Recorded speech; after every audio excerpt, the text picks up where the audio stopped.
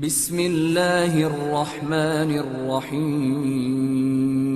السلام علیکم جی، میرا نام چودھری عامر شہزاد ہے اور میں راولپنڈی مسلم لیگ نون کا ایک چھوٹا سا کارکن ہوں، لیکن جب ہمارے قائد، ہماری قیادت اور خاص کر مریم نواز شریف کے بارے میں اگر کوئی بد زبانی کا سوچے گا بھی تو ہم چھوٹے چھوٹے کارکن اس کے لیے جن بن جائیں گے۔ آپ نے سنا ہوگا کہ شیخ رشید شیخ چلیوں کی طرح جو باتیں کرتا ہے اور پیشن گوئیاں کرتا ہے، جب وہ راولپنڈی کا لوٹا گھماتا ہے تو اس میں سے اگر کوئی بات سچ لوٹے میں سے نکال دی جاتی ہے اسے، تو وہ کچھ اگر ٹھیک ہو جاتی ہے تو اس کا یہ مطلب نہیں ہے کہ وہ بہت بڑا ترم خان ہے۔ اور دوسری سب سے اہم بات یہ ہے کہ اگر شیخ رشید نے مریم نواز شریف کے بارے میں کوئی بد زبانی یا غلط بات کی تو پھر اس کا خمیازہ اسے خود بھگتنا پڑے گا۔ کیونکہ سب کے گھر مائیں بہنیں بیٹیاں ہوتی ہیں۔ اگر اس نے سیاسی مقابلہ ہی کرنا ہے تو مردوں کے ساتھ کرے، میدان میں آگے کرے۔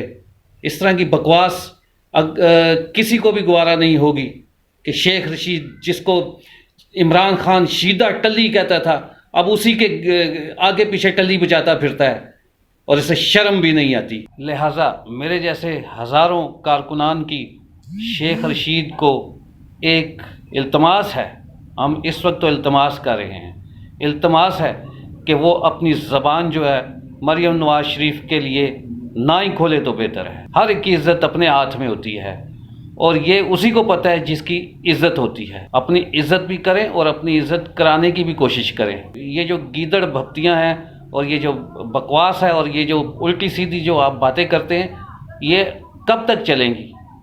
بس اب آپ اپنی زبان کو بند کریں۔ سیاست کرنی ہے تو مردوں کی طرح سیاست کریں، جو آپ کو بالکل نہیں آتی۔ آپ نے ہمیشہ چڑھتے سورج کو سلام کیا ہے، چاہے وہ نواز شریف صاحب ہوں، چاہے وہ کاف لیگ ہو، اور اب آپ عمران خان کے کندھے پہ بیٹھ کے سیاست کر رہے ہیں۔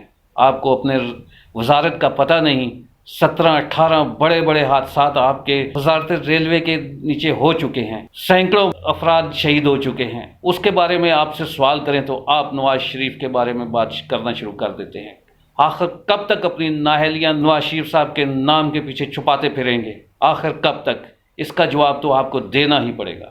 پنڈی والوں کو پتہ ہے کہ یہ میاں نواز شریف کے نام پہ سیاست کرنے والا بندہ ہے، اور یہ بات بھی نہیں ہم بھولے کہ جب اس نے کہا تھا کہ دونوں سیٹیں جیت کے میں میاں نواز شریف کے قدموں میں رکھوں گا، جب یہ جیت گیا تو سب کو پتہ ہے کہ اس نے کیا حرکت کی۔ اگر پنڈی والے اس کے کندھے سے ہاتھ اٹھا دیں تو یقین کریں کہ پنڈی والے اسے ایک ووٹ بھی نہ دیں۔ باقی بات آپ سمجھتے ہیں۔ آج کل ایک نیا شوشہ چھوڑ دیا ہے، یہ بھی غدار، وہ بھی غدار، سارے غدار، جو اداروں کے خلاف بات کرے گا غدار۔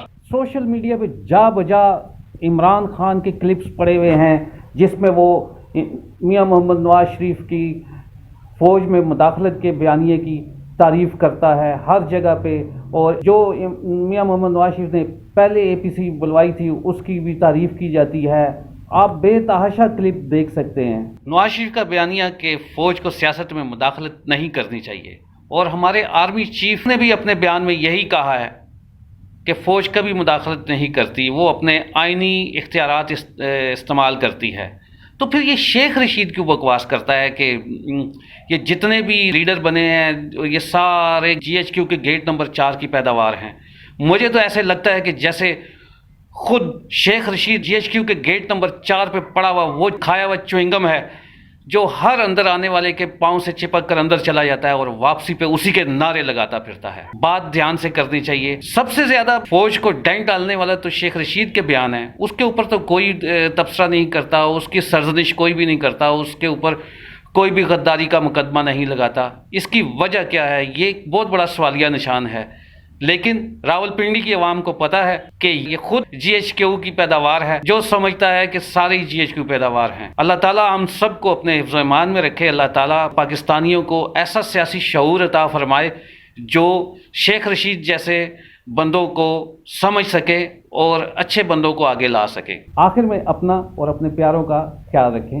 اللہ حافظ۔